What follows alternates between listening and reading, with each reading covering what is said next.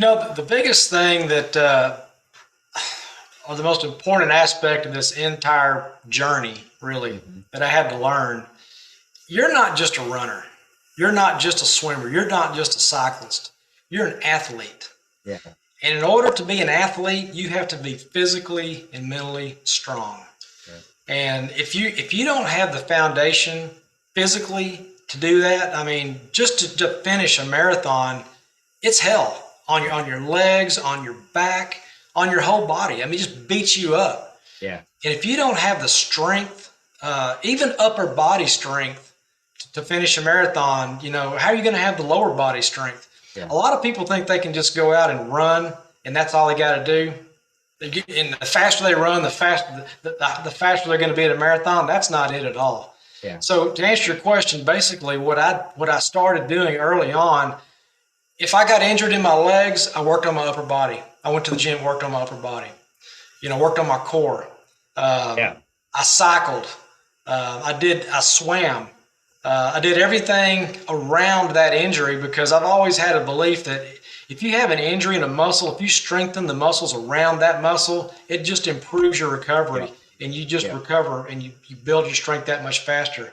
Yeah. But lifting heavy weights, especially over 50 and as you get older, lifting heavy weights is imperative and the protein intake is imperative. Yeah. So that's how I do it. Just stay motivated, just going to the gym, working out, watching reels on Instagram about these bodybuilders. Well, and you bring up a good point is that, when you're injured, it's okay to do different exercises, right? So, I get Botox shots in my back because, I was injured in Iraq and some other things, but when those occur, I have a bike here at the house. I have my treadmill, I have my elliptical, and I have a full gym. And so I'm able to work my workouts around my injuries, just like you were saying, and just knowing that it's okay to take that little bit of time off from working out to let your body heal so that you can go forward and do what you were doing prior to your injury, whether that's running, lifting, or whatever it is that you're doing to keep yourself mentally healthy. Mm-hmm. And that's a great point. Now, also, nutrition plays a huge factor. I think sometimes that gets left out. I was never a big proponent in taking protein supplements. I've always believed in, eating the right kinds of foods and not really. Some people need to supplement. There's nothing wrong with that. That's Cliff Bauman personally who did that. And everybody's different. That's why I tell people when they come to the gym, when I was the personal trainer, that's why there's so many different workouts out there, right? Because God made us all different. We're all differently made people. And so what works for some may not work for others. You kind of have to find out, there's similarities, but you got to find that niche that works out for you, right? So Ron knows his body and he knows what he needs to do to train for an Ironman or a marathon because you've done it for over the years and most of your life. When I was in high school, I wrestled from age 5 into college. And wrestling is a very physically and mentally demanding sport. And so it's very important, if people's out there and they're listening to the podcast today and listen to Ron's story is just, just always kind of, take that extra step to kind of help yourself recover from that injury and just know that one day you will get better and you can move on and be great like Ron is talking today and telling his story. One thing I noticed on your reels, Ron, and this is something I've struggled with, is my wife hates working out. She's in the Navy. She's active duty. She would hire a personal trainer to come to our house to work out with him because in her mind, I'll hate the personal trainer. I don't want to hate my husband, right? And so it was interesting early on, you said that your wife started running and she kind of motivated you to running. Now, do you still run with your wife? Does she still work out with you? I noticed there's sometimes she's riding the bike with you when you run. Yeah. But is she still working out and doing those things along with you or? Well, she's not an Ironman athlete. Right. She doesn't even run marathons. But and really, when I do some of the long runs, 18 to 20, 24 miles, she's not going to run that. She'll do it on the bike. Yeah. So and really, it's hard for her to keep up with me anyway. So but to answer your question, I call her wifey on a bikey on Instagram. It's helpful to. She can carry my water, she can carry a towel if I need it and carry my gels that if I need to do that, nutrition. And so she helps me. She's my support crew on the long runs. Yeah. When you do your Ironman, is there a support crew there, or do the event organizers have all the gels and the things there? What do you have to bring with you when you run Ironman? Well, you got to take your gels and well, your nutrition on a bike, if because Yeah. a lot of us have individual, specialized nutrition on a bike. But Mhm. they still have aid stations every 10 to 15 miles on Ironman. Oh, You can okay. get bananas, you can get, gels if you need it. They generally Mhm. have Gatorade bottles, water bottles. You don't need to take much. And on a run, on Ironman, there's an aid station every mile Oh, generally. is it? Yeah. Oh yeah, so you're stopping, especially when it's hotter. They've got ice, they've got pretzels, they've got salt, Whatever you whatever need. whatever you need. They've Yeah. got it there. Yep. I know there was it's funny. So you were talking about your first 5K when you were running and got passed by the 10-year-old girl and the gentleman. When I ran the Army 10 mile has been virtual for the last 2 years, but before it was virtual, it was like 35,000 people that would come to this race. And I usually run it about 2 hours. I don't, I run 9-minute mile pace, 10-minute mile pace. Mhm. But it's hard to do in those big races because you start out so slow because there's so many people. And I usually start in wave 5 or 6, or somebody's running with me, never ran before. You can't go forward a wave, but you can go back a wave. And a lot of times I'd go back to wave 8 and just run with them because they're there to be with me. But for that first 2 miles until everybody gets spread out, because we're running downtown DC, you're all clubbed up together. So sometimes it's hard to run faster than a 15-minute mile pace. But once they kind of spread out, you can kind of get going. Right. And I was running with a buddy of mine. He's a Navy SEAL. This is my third 10 miler. And we're chugging right along, right? We're doing a good time. And this lady, she must have been 75. She blew right by us like we were standing still, not even sweating. I'm like, yeah, I want That to be that. happens. I want to be that when I'm that age. And I always Yeah. tell people, I said, don't get discouraged because you're going to run into that when you do these big races. There's people out there that have been running their whole life and they train for it like you are on and passing people. So it's always funny. But one thing you brought up is you register for a 5K, then you register for a 10K, and those kind of became your motivating factors. I talk about I run the Army 10 mile, and that's kind of my motivating factor to keep running. And for anybody out there who's listening who wants to kind of start getting into workout, Ron brought up a good point. When he started, his goal was to do a mile, and it took him 6 weeks to get to that mile. And so, let's always try to make goals that are attainable when you start working out, and just kind of build up from there. Especially if it's been years since you've been worked out, and I would always say go to the doctor and get checked out before you start any exercise program, just to make sure you won't have any issues or problems when you do that. And so it's always important. I'm kind of curious, what kind of gels do you eat while you're running? I know my brother has his certain type that he does when he does his marathon. Is there a certain brand out there or a certain one that you like or tend to think works the best for you? I'm probably like almost every athlete. I've tried everything. Yeah. And I wish I could say there was one that worked for everyone. There's not one that's really worked consistently for me over the years. What I've been using recently is what's at the events. Okay. And in the last few years, well, a couple of years, the Martin gels. That's the brand Martin. Yeah. They've been at Boston. They've been at the Ironman events, and so I've been training with those just because I don't have to buy them and take them and carry them with me. They're at the aid Okay. stations. Yeah. And just carrying extra weight. I can remember my first few marathons. I would carry 6, 7, 8 gels with me. They were wrapped around my waist on a belt, and Okay. sometimes they would fall off as I'm running. And you have to stop and pick them up, and it's like, wow, Yeah. then you have to carry it in your hand until you got Yeah. ready to eat it. But the Martin gels, another good product that I've been experimenting with is the UCAN products. And, Okay. it's just a powder. It's basically cornstarch, Okay. super starch, what they call it, cornstarch. And you Uh, mix that with water and drink it? Mix it with water and drink it. Yeah. Yeah, I think my brother does that. He has a Yeah. brand that he does. He does that. Yeah. I don't normally, when I'm doing the Army 10 mile, I don't normally, I mean, I'll drink water or Gatorade, what they have there, but I don't, it's not, to me, it's not far enough for me to have to take nutrition in. Now, At generally, 10 miles. anything under a half marathon, if I'm running a half marathon, I may take one gel in that's got a little caffeine in it at Yeah. about the hour mark. But you've got enough glucose in your body in your muscles to go a couple hours Yeah. generally.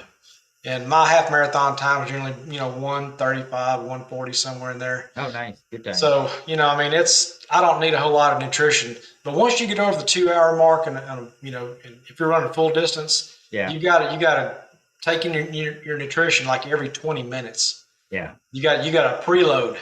Because if you don't, you're going to bonk at the wall at 20 miles, 21 miles. Yeah. And you see it happens. My Yeah. brother talks about it, hitting the wall and being sure and having that good heavy carb meal before the event and try to get those things. And that's so important when you get up there, because I remember, what was it? I don't know, maybe it was 3 years ago, maybe 2 years ago.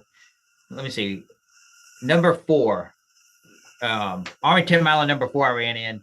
It was really hot that day. They run it in October, but it was like 80 degrees. It was really hot. And they actually, was the first time in the history of the Army 10 miler, they had to shorten the race because so many people fell out with heat injuries. The hospitals filled up. Mm-hmm. And so that, I'd already finished by then, but people think 10 miles, oh, that's no big deal. I can just go run 10 miles and not even train for it. And then when you hit the wall, when you hit about 5 miles, 6 miles, if you haven't trained, it's like not properly preparing for a marathon. You hit 20, 21 miles and you hit that wall. Mm-hmm. And there was just so many people, even before I finished in like an hour and 40 minutes that year, 45 minutes. But there were so many people on the side of the road that had passed out, that were, having all types of heat injuries. And so I always tell people, train yourself for it. Don't think that, it's just 10 miles. Well, it's not just 10 miles. It's not just 3.2 miles. It's not just, or 3.1 miles. It's not just, 6.2 miles for 10K. You have to train your body to do that, because you don't want to get yourself injured or hurt. And, there's no reason for it. And so it's just very important. You brought up a lot of good points about, nutrition and exercising and doing those kinds of things. Before we, kind of wrap it up here, what would be your top 3 advice you'd give somebody who's never ran before and they watch this podcast and they're like, yeah, I want to be like Ron Dawson. I want to go out there and start running and do what he's doing. What would your advice be, and how they can go for? I know we talked about it some, but let's just kind of end on, your top things that you would do if you've never ran before to get to where you are now. Well, I think number one, and it took me a long time to learn this, you have to walk before you run, literally. If I'm on a long run, 18 miles, I'll walk sometimes up to a full mile before I ever start running. Yeah. And then after I finish that long run at 18 miles, I'll walk another mile to cool down. So I'm actually at 20 miles. Oh, okay. But, there's a lot of people that walk marathons. My brother does that. He does a Galloway running style. He runs 90 Galloway. Seconds, walks 30. Yeah, Galloway walks 90 seconds and walks 30 seconds. But, there is an art to walking fast. Yeah. And I'm not talking about speed walking. I'm talking about just walking at a nice pace, which for me is about 15 minutes a mile. Yeah. If you can do 4 miles in an hour, and if you got a GPS watch and you can track yourself, mm-hmm. It makes the transition into running that much easier. Because if you can walk 4 miles, you can run 4 miles. But I'll tell you this, you can't run a marathon unless you can walk 26 miles. There you go. Most people think, well, how am I going to run 26 miles? Have you ever walked 26 miles? Right. Ask any ultra marathoner how many miles they've walked on a 100-miler. Yeah. Probably 80% of the miles were walked. Yeah. Yeah. So that's number one. Learn to walk, and just go out and walk. Yeah. Walk for a mile. Walk for it's 30 minutes a day. Walking 2 miles is 30 minutes. Yeah, 24 hours in a day. 24 hours in a day. You can find 30 minutes to do something. Yep. And one thing too, and we didn't talk about this, is having the right equipment, right? And so, go to a good running store, have them measure your feet and get those good pair of running shoes, because if you don't, it'll help you to not have a lot of injuries. Exactly. And just know that your running shoes will wear out. I mean, my shoes last maybe 3-4 months. Mm-hmm. You get about 600 miles on them or less, and you got to change them out. And a lot of people forget that. I think they just keep running on them. They get too worn out, and you get shin splints and calf injuries and foot injuries and other things. So finding that good pair of running shoes is very imperative, especially when you first start out.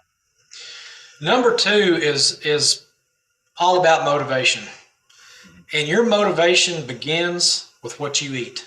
I will promise you. And there's so many people my age, your age, my age, Mhm. their daily regimen is to go home, pop a beer. Yeah. On the weekends, go out, pop 2 beers. Yeah.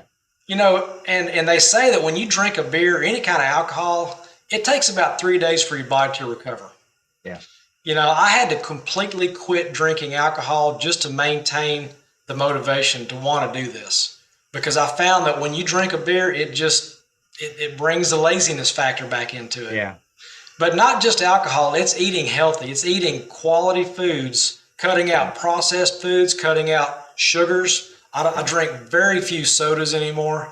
Yeah. Maybe after a long run, I'll drink a Coke. They actually have Coke on the course at the Ironman events because Coke Yeah. is a good stimulator.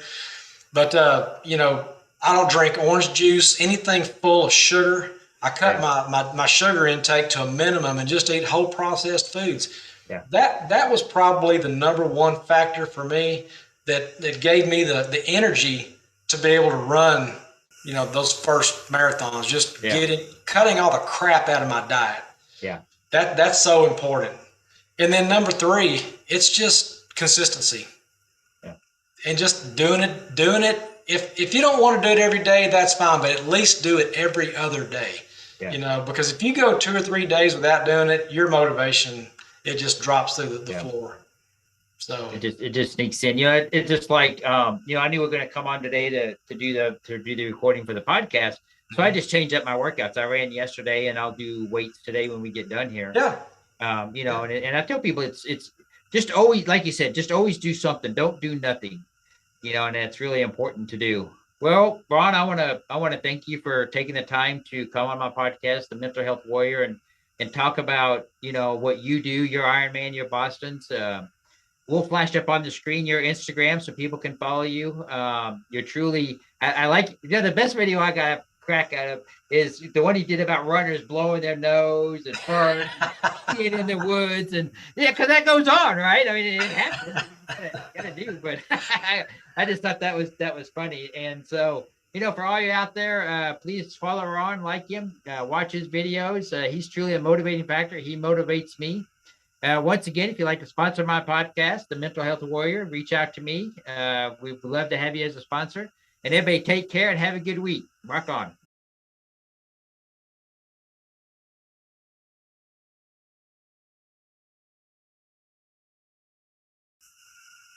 And we're done. Well, that was great, Ron. That was awesome. On. That was freaking awesome. And then here's, and Cliff's already heard this, Ron. Since I've started this, whatever this adventure is with Veteran Trash Talk, my association with them has completely changed my life. I mean, to where now I feel like my best days are ahead of me. Where I was kind of in the limbo, 32 years of manufacturing, waiting until I could retire to do my thing. By then it might have been sitting in front of the TV longer. I don't know.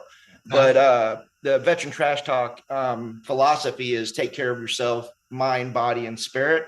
Mm-hmm. And I can't be, for lack of a better description, preaching that to the community and not living it. But that's not why I do it. It's because I said, let me give it a shot and seeing the results of it. So there's a lot of things happening in my life, meeting Cliff. Cliff and I have just recently met. Cliff and I have only known each other a few weeks now, right? Yeah. And about a month, I think. Something's afoot here in my life as a whole, because I was as a kid, I was an athlete. I was an athlete until after I got out of the Army, when I said, I ain't running no more. Screw that shit. Yeah. But when I was 12, 13, I played competitive travel soccer in Texas. I grew up in Houston.